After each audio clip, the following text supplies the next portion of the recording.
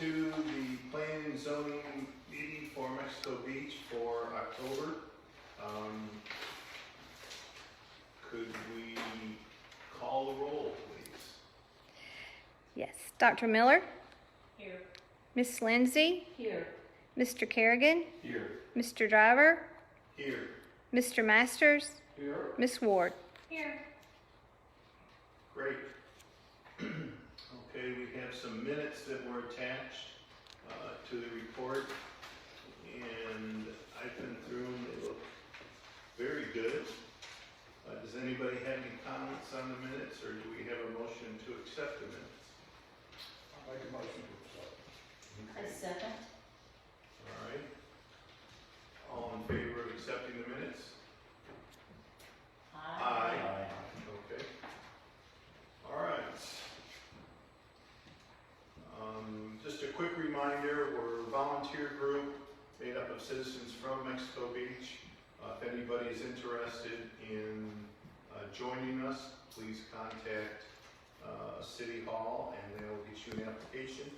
And we do have one more spot for an alternate at this point. So hopefully we do have some interest.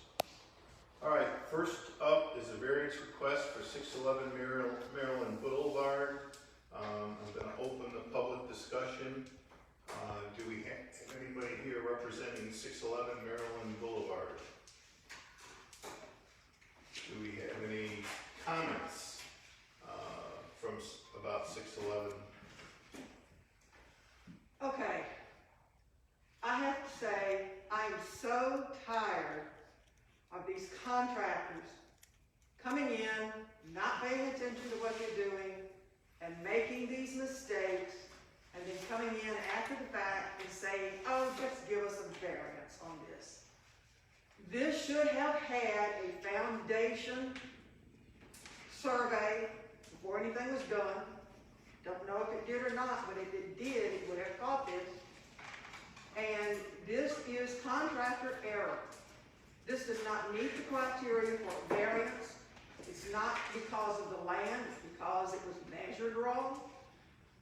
This makes a joke of all of the regulations that we have.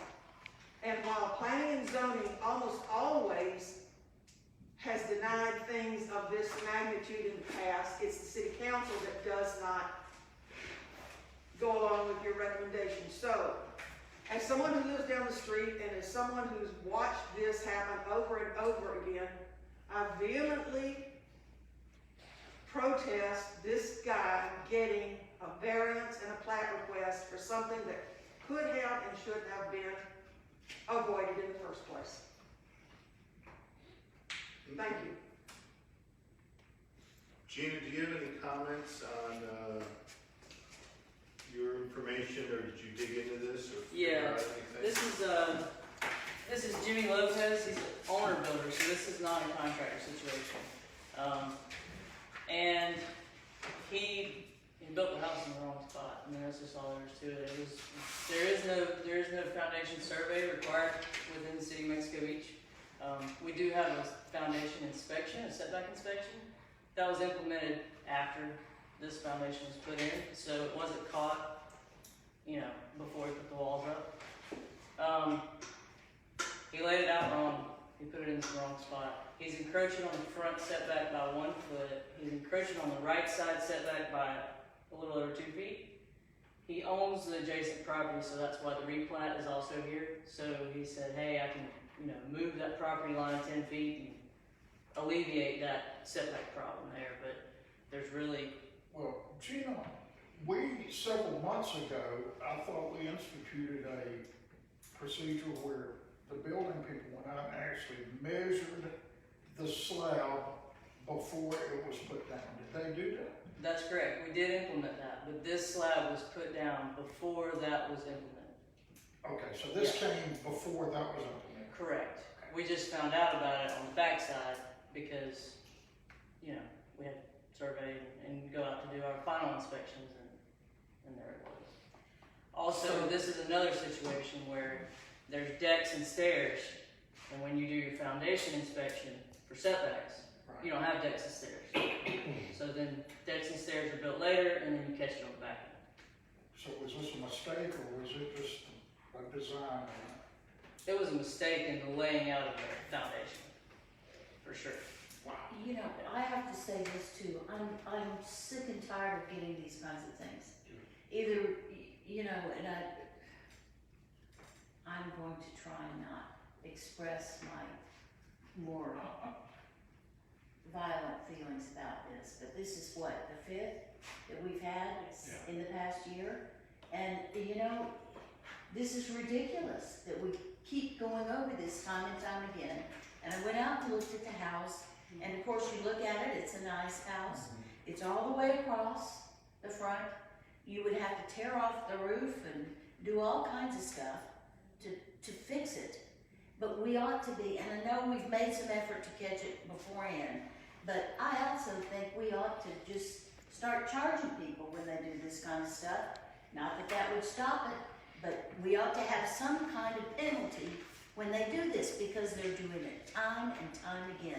Either the word on the street is, oh, you can get away with whatever you want in Mexico Beach, or we just don't have a whole lot of people out there putting these foundations in correctly.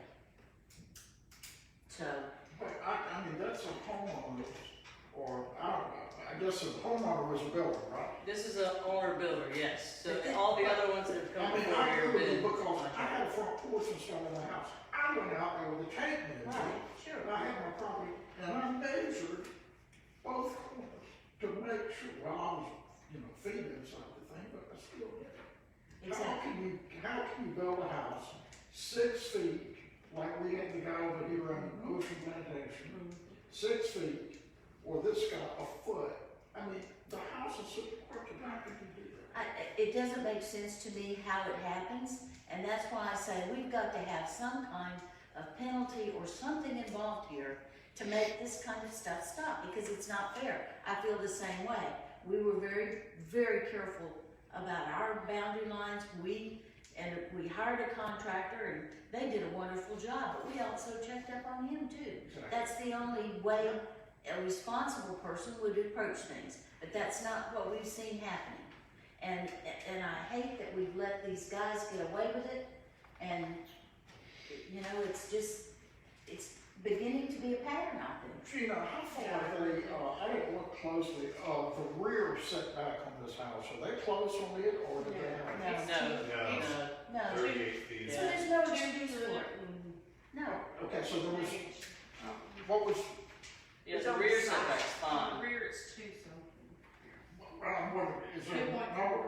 No, the rear is fine. There's no issue on the rear. They're 30 feet from the rear setback. Okay, No, so there's staying no on the reason side to of the follow, back. okay, Yeah. that was my point. It's a side on the back corner, it's 2.4, it says, and then that front corner. Yeah, the It's one side foot. setback encroachment is encroaching 2.4. Yeah, I was just trying to figure out, maybe this person had a short spot in the backyard, they just, so if they got plenty of room, then they can. Yeah, I think this is a let's do it and ask for permission, you know, Yeah, for this forgiveness later. later. Yeah, I think that's really what this was. And I'm with Miss Lindsay, I went back and looked, and this has happened, this is our 5th time. I thought it was 5. Yep. And, you know, I've been on the committee for like a year now, anniversary is this month, so I've learned a lot, and I'm gonna start speaking up a little bit more, because this, you know, it does make us, as a city, look bad that, you know, we're allowing this to happen. So, you know, what is the policy and procedure? Where's our gap? How can we fill that gap to make sure this doesn't happen?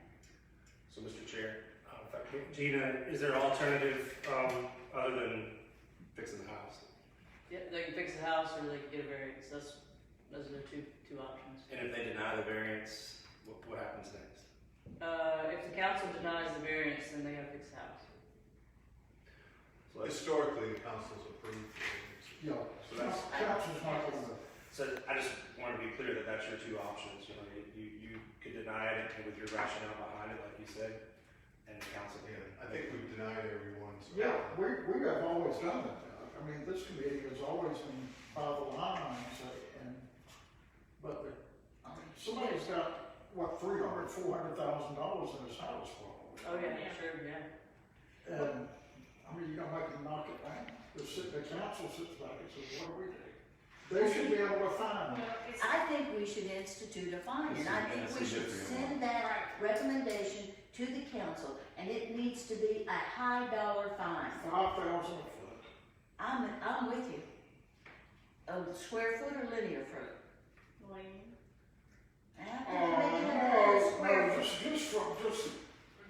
no, not square. I mean, if you start division square, you got. Right. Any kind of precedence? Just- If they're 1 foot over, 5,000. And Okay, this person's. But you know, I don't know if that- basically 3.4. I don't know if that's a deterrent. I don't think that's enough.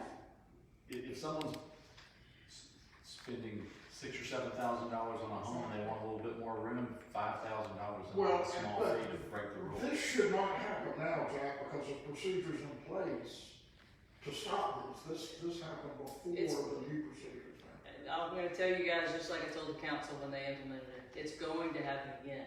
Because again, when we go out and do our setback inspection, it's on the foundation Right, level. some other piece of the structure. But there's other structure, there's decks, there's stairs and things that aren't there at the foundation level. Those things aren't there until the end. So But it's doesn't- going to happen again. It's not gonna stop, it's gonna stop a lot of it, but it's not gonna stop everything. But you have plans, you look at plans, you approve the plans, you know that stairs are gonna be in a certain area, you know the stairs gonna be 2 or 3 foot wide or whatever. Yeah, but if they you put it in measure the wrong place, foundation, Well, and plans change. I mean, I've built That's a home right, too. plans You change. just Or they make a mistake on the these plans like they did plans. here, they don't do it. Yes. well, yeah, the other guy flipped his plan, that's you right. know, that wasn't a mistake. No, that was That not a wasn't on mistake. purpose. Yeah, That's correct. if you look at that house, Oh, yeah. it would have been bad if it would have been. Well, the aesthetics of driving up to the house, if the garage had been on this side, You wouldn't see, all you would see is a garage. You think you have a Right. storage so unit. now you're looking at this nice entrance, that's why he flipped it. But can the city legally charge somebody? I mean, can you find somebody about it? I was just double checking with her, with Gina, if there'd been any kind of precedence on something like that. I don't know of one that you would do. And That's an attorney. I would encourage you or the attorney to look at what other cities do. We're certainly not the only place where Yeah, I homes are agree. built. And someone has built a home over a setback line, and what happens in Dade County? Do they turn their head to this, or what happens in the rest of Bay County when this happens? There has to be Yeah, we're not some. saying Panama City Beach. Well, I mean, it's, Of course, the other thing that we've got going here too is we're a small city and we don't have the kind of manpower it takes to do probably the level of inspection to prevent this from happening.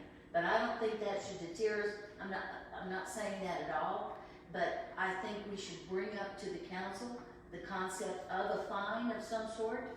Well, I And- think when we communicate our standards, in certain areas they seem to get out. They don't seem to build too tall. You know, they seem to have You're right. accepted, these are the building heights. We will build to that height. They don't come back and ask for forgiveness that the buildings are too tall, but this sort of encroaching over the line seems. Gina's company, they inspect just like any other inspection, just because we're a small town versus a big town. There's Florida building code that they have to go by, so. now, Gina, when I had my porch built, I think I wound up having 4 different inspections of the slab and the framing and the insult. Yeah, So could we just simply add, we've already we already added added an inspection. another inspection? Okay. We've added a setback inspection at the time of the foundation, and we've added what we call an LDR inspection Okay. at the end, which checks for trees, impervious area, setbacks again, flood vents, anything LDR related, So building height. they would inspect it when the foundation's laid out, when they got the strings up, Yes, before they put, if that's when the contractor calls it in. Again, we don't go out there until they call us and tell us they're ready. So some contractors are doing it properly when it's laid out. Some of them are doing it after the foundation's poured. It just depends on how it Okay, goes. well, can't we, fine them for not doing their job? That's an attorney question. I don't know. I mean, we're not gonna, we can make all the policies and procedures, we can make all the ordinances, we can do all this, but if there's not consequences to it, it's like a job. I'd be glad to look into that for you. Keep I being can, bad. I can look into that on the fine situation, but, I don't have any. yeah, they just check and see what other cities do. One thought is everybody's normally in a hurry to finish their house as they build it, which causes potential issues, but maybe that's our defense is if there's a time schedule, a month, 2 months, 3 months. Well, can we hold their certificate of occupancy? Well, they wouldn't get that till the end anyway.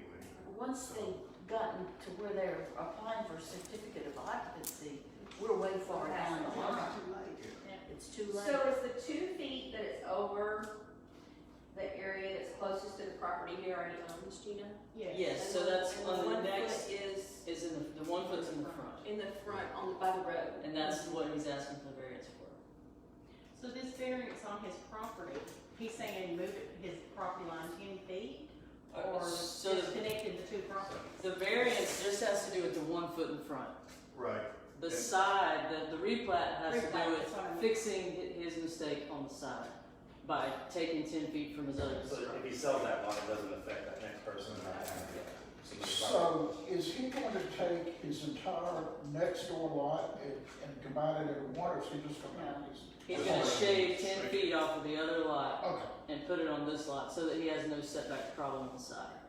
Yeah. Well, how will that make the lot that's next to him, his other lot, will it be properly sized? Yeah, it's 100 by 100 right now, so it'll be plenty big. Yeah. Okay.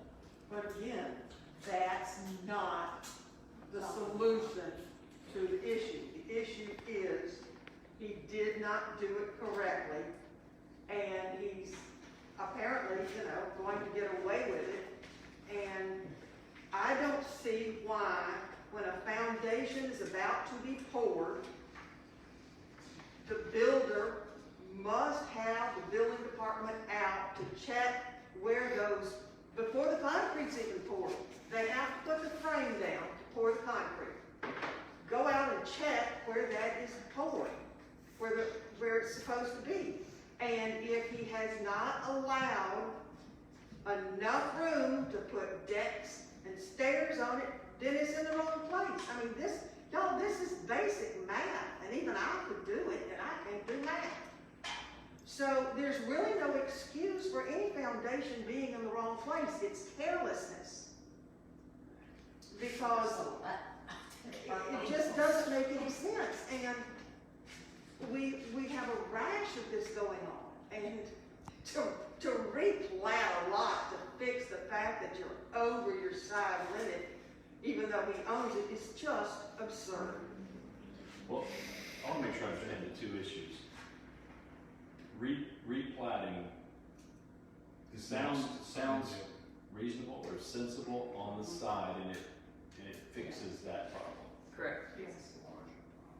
The other is, there's no way to fix that without pushing the house a foot. Right. Or shaving a foot off the house. Right. Well, So we're taking them separately. They are separate. I will research about the fine situation and see if that is doing something like that. I'll be glad to work on it.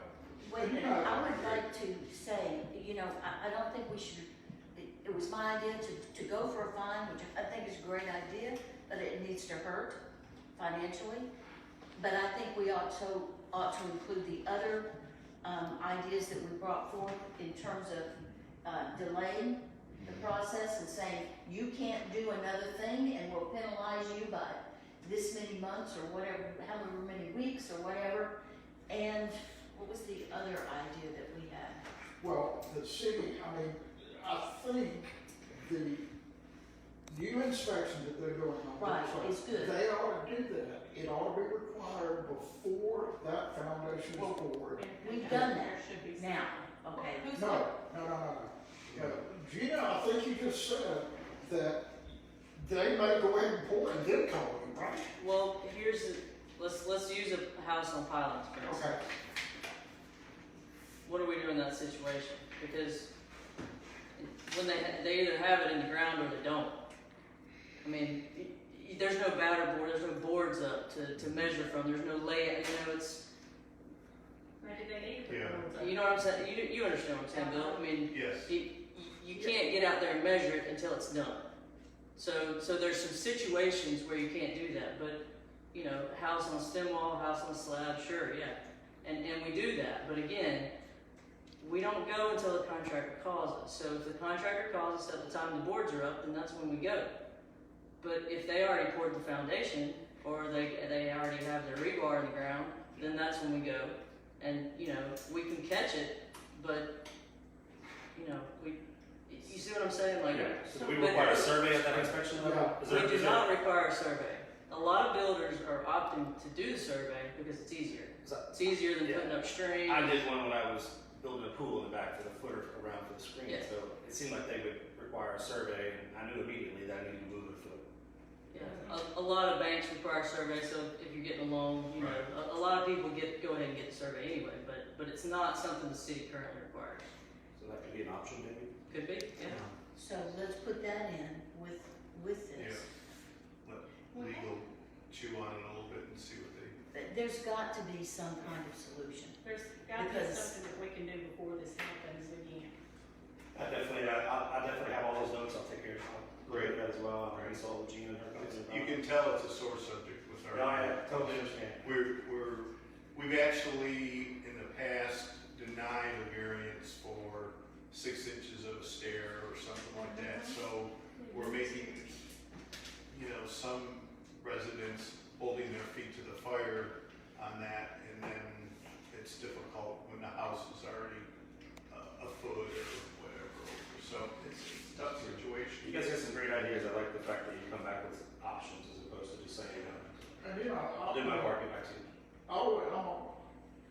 Would love to get it fixed, but also if you put yourself in the place of the city council, or they don't make somebody knock down a $400,000 or $300,000 house, I would have a hard time, you know, making somebody. And that's why I think there's precedent for this. I doubt in other cities do they make them knock down homes, but I bet they collect a large fine, or there's some repercussion. The builder license is suspended, something happens to prevent the problem from going forward over and over and over again. Okay, so maybe then. This was an owner builder too, so this makes it Yeah, makes it tougher. a little tougher. Yeah, when you do that research, can you have that for a meeting in the future? Yes, sir. That'd be Well, great. and remember that one of those last ones, we had one guy, one contractor on spec houses, did it 3 times. So, you know, it's like, that was not a mistake, that was, you know, not something that slipped by, it was Based on the track record, I can see why a contractor would try it right now. absolutely.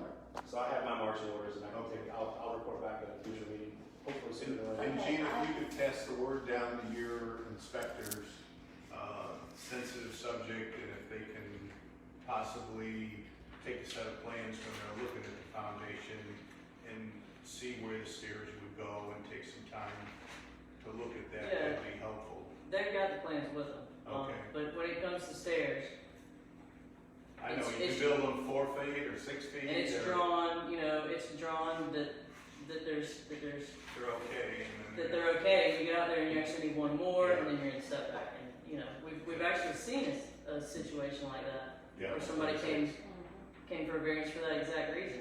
Yeah, Architect drew stairs wrong, well, architects draw stairs wrong all the time. yeah, so, okay, well, The first item is specific to the variance. I'm sorry? The first item is specific to the variance. So- Yes, yeah, well, first we need to close the public. We're gonna open for any more discussion on the board, before we take a vote. Any more comments or? I'm just gonna go on record as saying that I think we should deny the variance. I think that probably the city council will approve the variance, but I think it is our responsibility to deny it so that we can make sure that everybody realizes we take this as a serious issue. I would, I'd like to add that as part of the vote, the approval or denial, whatever it may be, that we send to the city council that we need to figure out, you know, we want to research what other communities are doing and put it in place. Because what we're doing is not working. So, I mean, I'm on board with the fine, but I don't know that, No, I agree. I'm not an attorney, and I don't think we should agree with it. You know, I would suggest that we deny this variance, but include in our denial that we are requesting the city council to consider one of these 3 options or come up up with another option to prevent this from happening again. But I'm not gonna vote for accepting this variance. I think it could be a little bit in reverse, understanding where you're trying to get to. It's, you know, we're planning zoning, so I think we need to bring them a recommendation. So as part of that, maybe what we say is that we'll be recommending to them alternatives to circumvent this issue in the future. Well, We don't know which way to go yet. We don't have an idea, so. but that's my Sorry. until Doug gets figures out what other communities are doing, or what we can legally do, all we can do is just say, you know, we want somebody to explain it so we get them. You know, we're looking into, Exactly. Doug's looking into it for us, so. Well, and because he's put the replat and the 1 foot in front, that's the variance in the whole package, we can't approve, we have to deny the whole thing, correct? No, they're That's not separate. correct. They are separate, all right, just They're make sure. separate, and, Yeah. They're separate. you know, I don't have any problem with the replat. Yeah. Okay. I mean, he's taking care of the problem, I respect the fact that this homeowner has done that. But at the same time, I just can't see The one in the front is really not any different than the others. exactly, and, Right. you know, I feel like we owe it to ourselves to deny it, because it's wrong, and we know it's wrong, and we're trying to address it, but Good. I propose that we, Let me close the public, okay, close the board discussion. all right. Do we have a motion? I move that we deny the request for the front easement variance, for the front easement. Do we want to add something to that? With the understanding that we pursue ways to prevent this from happening again. That we tighten up our ordinances or whatever we have, whatever tools we have. Gina, is Wait, a builder required to have a survey, a certified survey, if that's what it's called? yes, So before you can build a house, you've got to have a survey. Yeah. yeah. Okay, we have a motion on the floor. Do we have a second? Second. Okay. Call the roll when you're ready. Dr. Miller, Yes. Miss Lindsay, Yes. Mr. Kerrigan, Yes. Mr. Driver, Yes. Mr. Masters. Yes. Okay, Well, variance denied.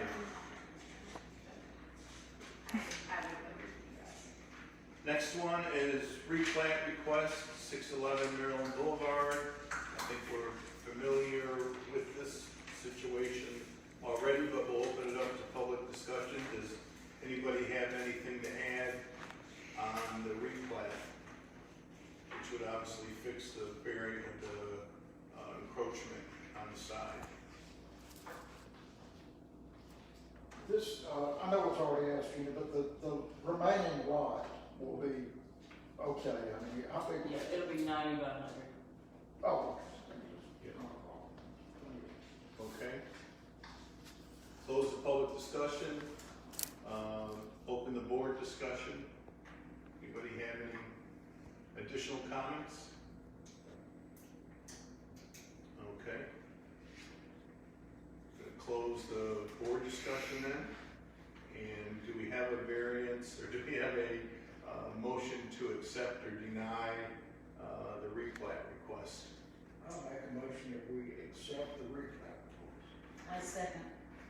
Okay. Call the roll when you're ready. Dr. Miller, Yes. Miss Lindsay, Yes. Mr. Kerrigan, Yes. Mr. Driver, Yes. Mr. Masters. Yes. Okay, great discussion. Appreciate it. Next up is St. Joe Company report. Mr. Administrator, sir. Alright, thanks. It's been a fun 3 weeks. Been doing some good learning. So I did work directly with the St. Joe Company. I met with Bridget from there and some of her staff to kind of let them know the feelings of this board and what you would like to see returned to them so that they could have something almost like a pecking order of what's left or what they promised to make sure that we didn't forget something or leave it off the table. You know, some of it's a little bit tricky because some of the items on the PUD were requested by the P&Z board, and they're included in this listing of the items. So it kind of helps the way that they bulleted it out here for us. So I passed that out to everybody, and I gave it to the people in the audience in case they needed one. They're available at City Hall if somebody else has a question, but this is basically most of it's directly from the PUD, you know, except for the comments you'll see that are a little bit different inside here. So she's kind of bulleted each one. So the idea is for you guys to kind of, I'll go through this a little bit, but is to kind of digest it. And if there's something on here that you've heard that's missing, I'd like to know that so I can go back to the St. Joe Company and find out maybe what they say, what you say don't jive, so that I can bring more information back to you. But this is the first, it was a really quick turnaround, by the way, because we had a short time in between meetings. So they were good enough to help me put it all together, and I can kind of run through them quickly, but it's pretty well laid out. Just to stop you a minute, what I suggest we do, since we just got this, is you run through it for us, give us time to digest it, and then we can talk about it in the next meeting. We'll be a little more knowledgeable. Sure, I can add it to the next agenda as well, so for some follow-up. That'd be great. So just quick, the first one is they talk about St. Joe will work with the city to modify the boat ramp lease to add to acreage. I spoke a little bit about that to you guys personally earlier. That has gone through. That is completed. They have extended that area for us behind the boat ramp. So we're working with engineering to find out how we can best use that. And we have the buildings that will be part of the parking lot expansion back behind there. So that one's in process. The next one, St. Joe will begin design, engineering, and permitting efforts for the newly dedicated boat ramp area directly across from the Canal Parkway intersection. So, what they put on here is just at the bottom of the bullet says, anticipated time frame completed, application was rejected. So they got a verbal rejection on this. The points of access points. You know, this is that touchy topic about the entranceway. Right. And not being too close to the bridge where they can't see for that entranceway. So FDOT, last I spoke to them, St. Joe Company, did not get a formal rejection, but they got a rejection. So they said, this is not going to work. But we asked them to get a formal rejection in writing because they need to get that, because it's included on every drawing that I see on your PUD that says they're going to have an additional entranceway into there. And I've talked to some other engineers about possible places where it could go. If it's on that original drawing, they have to come up with some kind of alternative of where it's going to go. So that's to be determined. You know, they're going to come back with a rejection, or maybe they come back with some options from FDOT. We haven't seen that yet, so we'll just address that another day. But that's not a dead topic. I don't think they can just say it's rejected, Doug, and we move on. I think we have to negotiate past that. So we'll see what happens from there. So does anybody remember how many lanes was that going in and out? Lisa, two both ways? No, just one each way. You're talking about the main entrance? Yeah, because It's I was just thinking, two wide lanes, that's it. you know, we could have four if we can't move. Well, I think there's a problem with how it turns when you start trying to get it bigger. think about it this way. Think about a warehouse with 18 wheelers that dumps into a residential center. Because you take a pickup truck and you put a 20 or 25 foot trailer behind it, you gotta have a lawn, you gotta have a pause area between the inbound and outbound, so you won't be blocked. I mean, I can tell you in the summertime, you're not gonna be able to get in and out of that place because somebody's gonna come on with a truck. They pull out a boat and they're gonna block all inbound.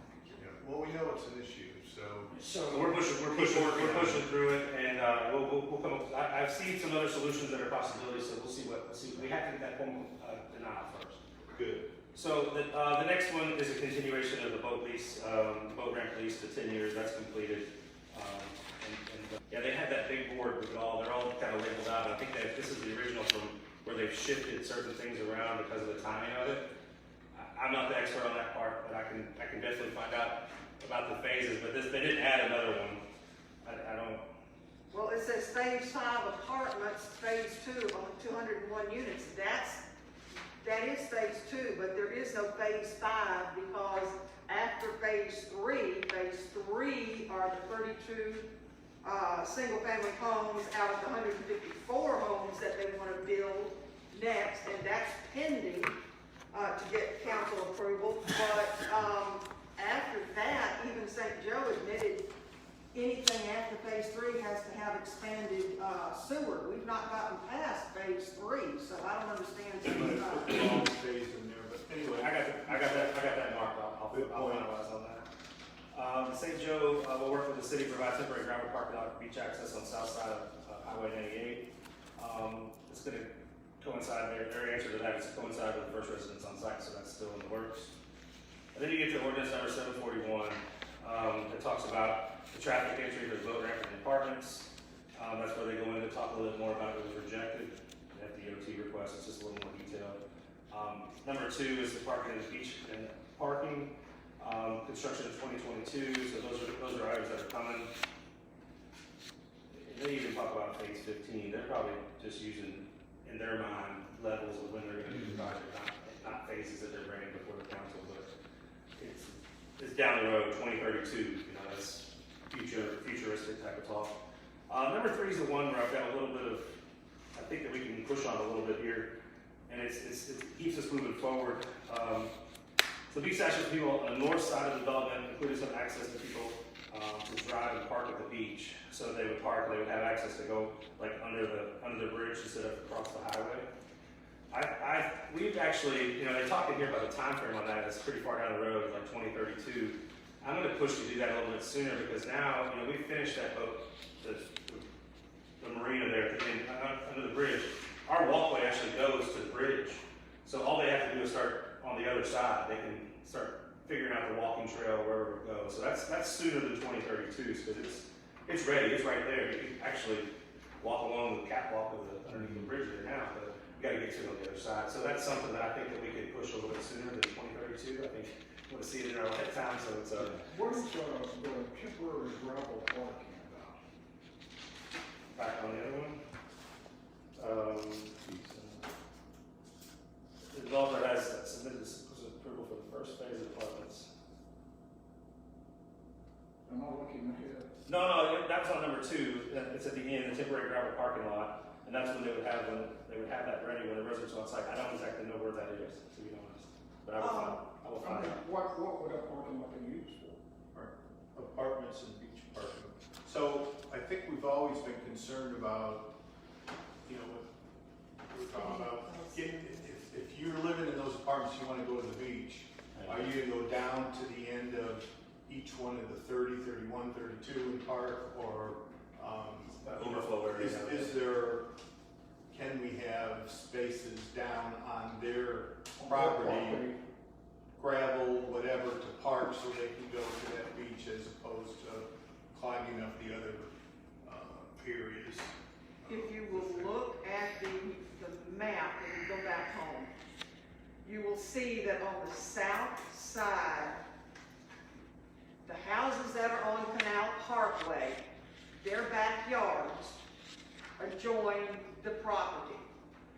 The design shows a gravel parking lot at the very end, at the last beach property, and there's like 50 slots for cars, and that will be an extension of the future parking lot for the commercial and the hotel and everything that's going on there. But it's close to the last house, or where the last house was on the beach. That's what they're talking about here, temporary gravel. But to access it, they're gonna have to cut a road on the south side, on the other side of the Welcome Center to access. Right. It can't be accessed from Canal Parkway. Right, which is also close to the bridge. Again, yeah. And when they say to coincide with first residents on site, are they talking about residents on the north side or residents on the south side? You know, obviously, it's the ones on the north side. Do not assume. You cannot assume. Yeah, the ones on the north side are going to be first ones. So those are the kind of things for you guys to think about before when we we come back so we can talk about some of the answers to those things that you guys will have time to. I made a note for that one though. So the connected to the city's trail system, I like that. I like moving that forward sooner than later. Additional room for parking at both potentially ownership of boat ramp by Mexico Beach. This is. Can I ask you something about that? Yes, sir. Would the city incur a lot of expense if we own that boat ramp? I mean, St. Joe right now is paying for upkeep and I assume. We're paying. So the city is actually, say, We pay for everything maintain that all we do that. with that program. We Yeah, pay but we're for making, all of it. permits are bringing in. We just increased the rates too, so all that stuff. The kitty was up to 17,000 at one point, so I don't know what. All the buildings are coming in. It's going to be a lot more traffic. There, So it's. that's a moneymaker for them from a property value standpoint, so I don't think they're gonna wanna let that go to the city. But we're leasing it for 10 years, which is great. They might have said no What do we do in 2030? when the lease is up. Yeah, Well, worry just like we did before. okay. can We you imagine? renegotiate before then. You They don't, come you're not in going and to say, whoa, we want a big golf course, look at all these boats you got. Yeah, but think about all the upgrades and things that we're gonna have to do to this over time, so we'll negotiate that, that's part of what we'll work to keep it. The canal traffic, on an ongoing basis here, discussions, the city's working on an application to expand the boat launching lanes. And St. Joe, doesn't have ownership of the canal or abutting lands, but will work with the city to identify viable solutions, so they're open lines of communication. So think about some of those things. Think about when you look at the PUD, some things that you thought that should have been in there that are not in there, and bring those back to me if you feel like you can get them to me prior to the meeting. If you think it's something you need research for, don't hesitate to wait until this meeting. You can call on me if you need something or go through the chair, however you'd like to do that, sir. Go direct to him. Yes. So you can definitely get it to me, and I will address it. Hopefully, I'll try to address it before we get here. If it's a major one that you saw, or I can have somebody from St. Joe here to speak on it as well. So just think about these, and then get back to me with any questions. Okay, great, very helpful. All right. So the next item, if you're ready, sir. Yep. Is commercial property report. I have some information as well to go over. It's more of a 50,000 foot look because I did have a short turnaround. Gina and her team kind of looked into some things as well. I have a new map in my office that identifies some more of the commercial property that we have. Gina, I can turn the floor over to you, maybe kind of start the conversation and see if there's some of the things you guys looked into this week. I don't know if the commercial properties, Bowen said he was looking into some of the permits and things like that, or anything that's available that he give you, anything you pass along? Yeah, I don't have anything on that. So I pulled up the business occupational license number for the businesses. So to see some of the, the El Governor RV Park, to find out his occupational license number and a list of all the ones that are here in Mexico Beach. So I have that with the contacts and those kind of things that we have to get in touch with each one of these. We did get a map, and Gina had given that to me. I think we're trying to get some copies. I'll make sure we get copies emailed out to you so it has, it shows the colors of the residentials and things that have changed over time. Because that was a lot of the questions we had from here was, is it 85-13, 85-15, the percentage of commercial versus residential? So I've started digging into those kind of items to discuss.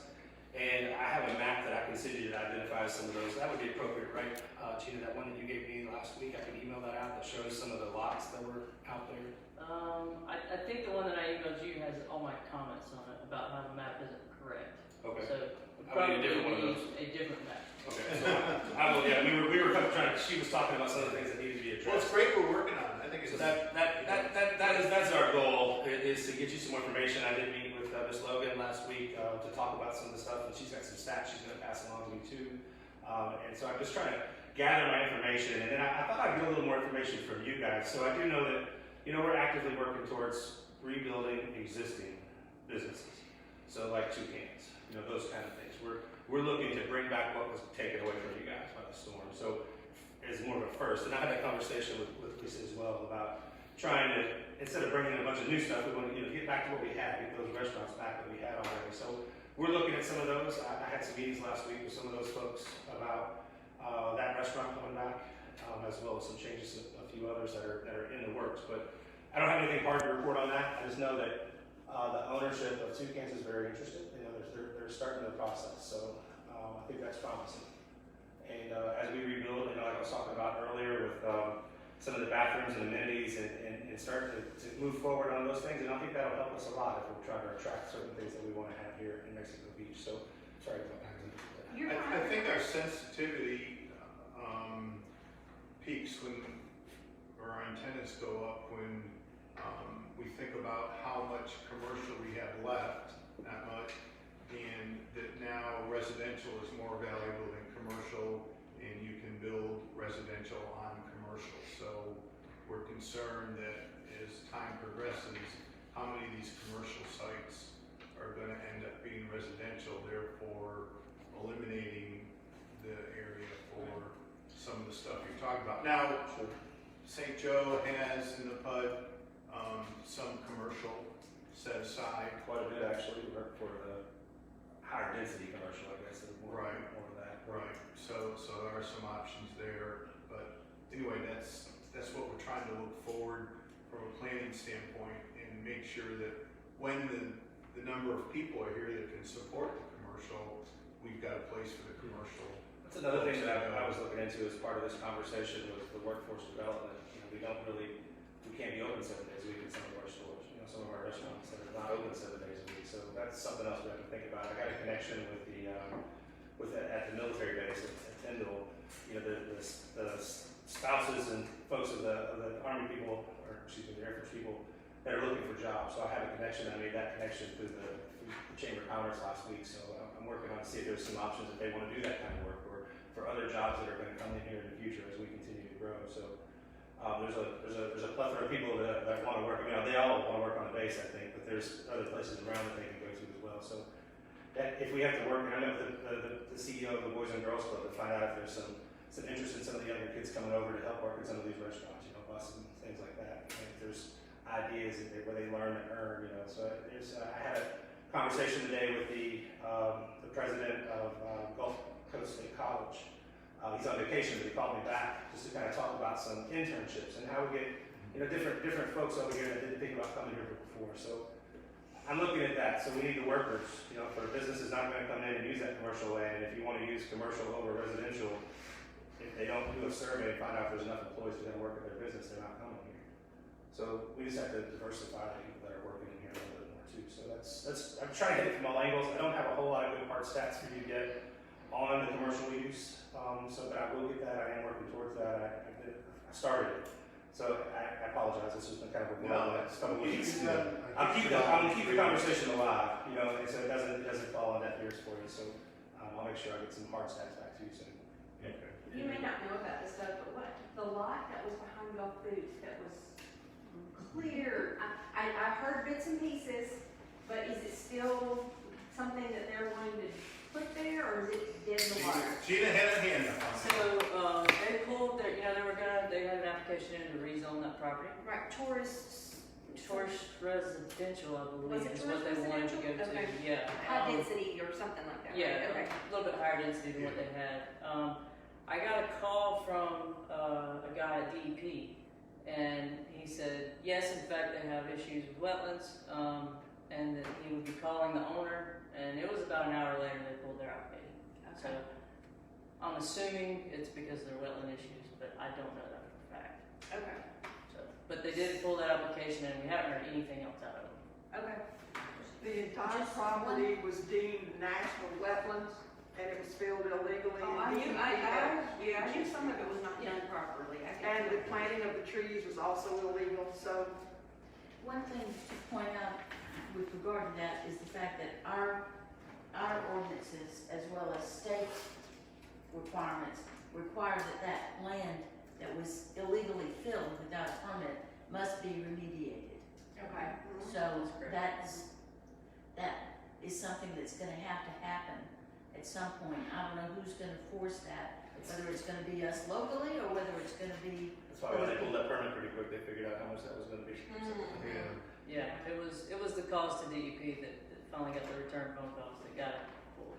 Good, okay, but we still have to have remediation. That's a requirement. Yeah. and I bet you DEP will help with that. Yeah, they've got some pretty big guns, so. So I'll continue that conversation at a later date. I'll get that back to you, some more information. And if you got any questions for me, I'm an open book. If you got any questions, anybody has any questions? Do you have anything we can help you with? We've been putting a lot on you, but anything you need from us, or Well, I appreciate I your know guys' it's been knowledge. a short period of time, but feel free to use us as a resource also. Yeah, and I did want to add that if there's something that comes up that you'd like to see added to the agenda, don't hesitate to reach out to me if I can pull something together. I'd be glad to. I like your guys' history, and your commitment to the land development rules, so to make sure that we continue that. So I can appreciate that.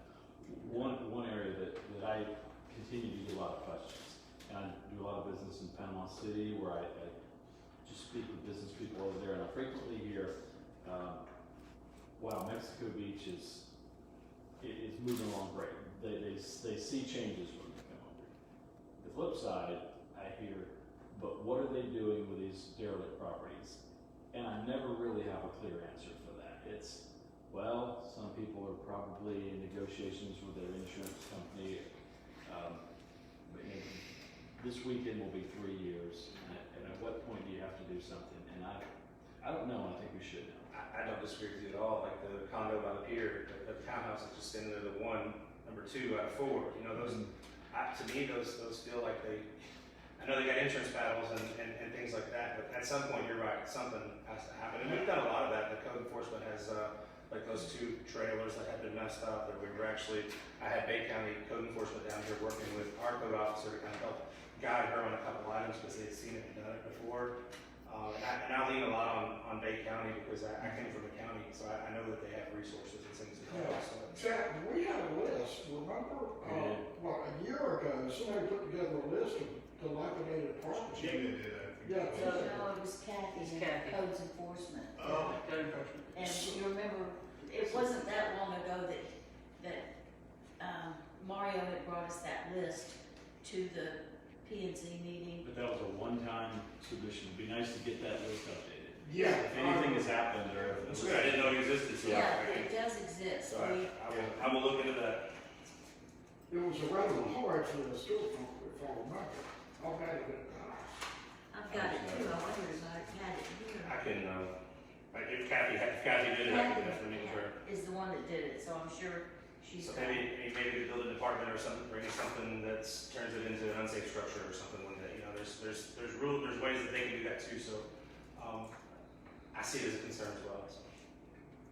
Well, now that we have a special master, again, some of that could be put on the faster track. Yeah. Yeah, he just signed off on 3 cases. We sent some letters out for some of those folks, so she's utilizing him. So. Good. But that's all I have, sir. Okay. Special master. I would, Special magistrate is for the code. who is, Oh, shoot. Dana Morris out of Panama City. Animal City. Okay. I got a question. Sure. About commercial property. Why does our ordinance allow commercial properties to be built as residential? Maybe, Gina, do you have a solid answer on that? I don't know why, but it does. I mean, it's written in the rules. I don't know why it was written that way. Always been a, Could we, always been that way, so let's not change it. We went out and we looked at townhouse, changing a district to a townhouse district and all that. Can't we go back and look at our commercial and say, hey, this is gonna be only commercial properties? Bill? I think it's difficult to, from a personal standpoint, and I'm probably prejudiced here because I've got a developer background, but if you own a piece of property and it's worth X because you can do residential, or by the way, we just decided you can't do residential anymore, you're gonna make it commercial. You're dealing with a person's property rights.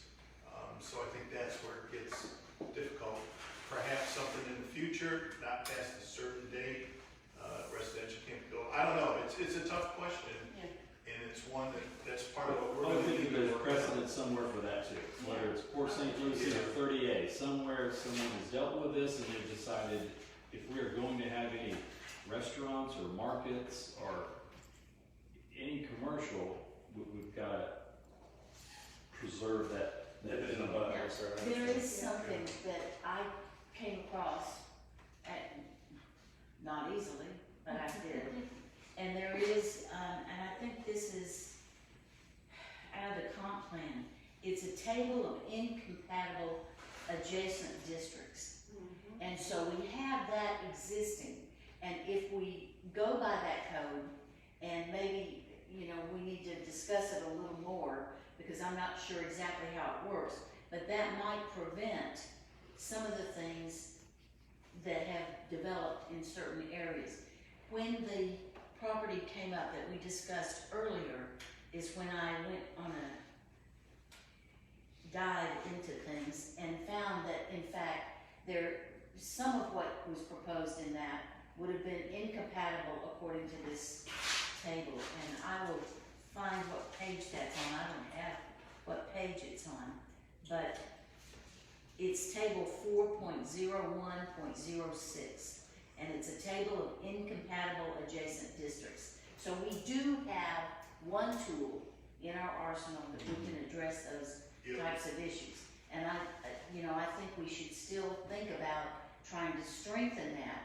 I understand what you're saying, but I also know that when somebody buys a residential property, low density, that they're expecting the property Low next density door ones. to be Yeah. compatible with what they're doing. And so, you know, when we talk about protecting property values and things like that, we need to be sure that both sides are protected. And I think we could use this table to do a little more of that, because I sure didn't know it existed to start with, but it is there, and we could take a look at that maybe and dive a little deeper. Could you give that to Tammy? Maybe she can run some copies, and then Sure. we can have those for the next meeting to kind of take a look at. I can vaguely remember that at the top. Yeah, I do too, when we went I made some through all notes that. there. But it's just, you know, Yeah, you can have my own. Go ahead and take it, I'm bringing it back to you, promise. I'll do it right this minute, then we'll eat, and I'll make sure I can afford it. okay, great. I I promise. see forever. Your rabbit hole that you got out of it, I won't make you go back. Are we done? Lisa, one more thing, or? Yeah, I can tell you from over the past 20 years that one of the basic problems has been our, sorry, I can't think of the words. Our zoning, has simply been ignored because we have the commercial districts and they have been laid out since before I moved here in 2000. And they have not changed. But the city has simply allowed them to be used as residential and has never changed the zoning maps. Because if you look at the most current one, those commercial districts are still there. But they are all residential. So the problem has been that the city councils over the last 20 years, when the town started building, have simply decided that you can build there, and it is in the comp plan that you can build there, so there is no point in having commercial districts if you're going to ignore it like this. That is the main issue. So keep that in mind. And that's my interest in preservation. If that doesn't change, there won't ever be a Sharon's restaurant where there were Sharon's if someone chooses to build a home there. That's Or right. there won't be a Gulf Foods grocery store if someone chooses to build a condo there. There won't be a Tommy T's game room and ice cream store if someone builds townhouses there. That's right. And next door to Tommy T's has been told as a residential house. So, you know, something, you have to work it on that level as well, because it's not, it comes from deeper inside. And when you get through this discussion, then I have an additional topic that I need to ask y'all if you know about, so let me know. Okay. I think we're done on that one, okay? Okay. I just want to know how many of you are aware of the change in the comprehensive plan that was brought up in March of 2019 on the property. All right, put in your minds this map, if you will. You know where the St. Joe Pud is down here at the end. And you know where the Sugar Sands property, the houses down there on the beach. You with me? Okay, and that Sugar Sands property is a giant wedge okay? Outside of Mexico Beach. It's outside of Mexico Beach, it abuts up against St. Joe and Tyndall, so that's Sugar Sands. The Sugar Sands part is south of the highway, and then there are two giant parcels north of the highway. The top part of the parcel is owned by George Duran, essentially. The part that's on the highway there, it's 45 acres, is owned by Brent Faison. Most of y'all know who he is. He went in front of the Bay County Commission because that is unincorporated, just 5 months out from the hurricane, and had that changed so that in the 45 acres on the north side, he got him to change it from 195 houses to 400 houses, and from 50,000 square feet of commercial to 200,000 square feet of commercial. I have a call into the project manager to see what kind of timeline that is, but evidently no one in the city of Mexico Beach was notified of this. We were all in survival mode at that time. I talked to the Bay County manager this afternoon, got some information, but I just wondered if any of y'all, I talked to Tanya Castro and some other city council members back then, they know nothing of it. So that's something else that we all need to keep in mind. This is in addition to the St. Joe PUD, this is next door to it. That's coming down the pipe, and they said that they had access to water and sewer, which comes from the city of Mexico Beach. I don't know where they're gonna get that. And the traffic pattern on 98 from Tyndall all the way to the Gulf County line could hold the additional estimated 6,000 trips per day. So all of this was presented to Bay County, and they said, sure, fine, go for it. So y'all need to keep in mind that this, I just found this out over the weekend. This is coming down the pipe. Unincorporated Bay County. Yes. Not Mexico Beach.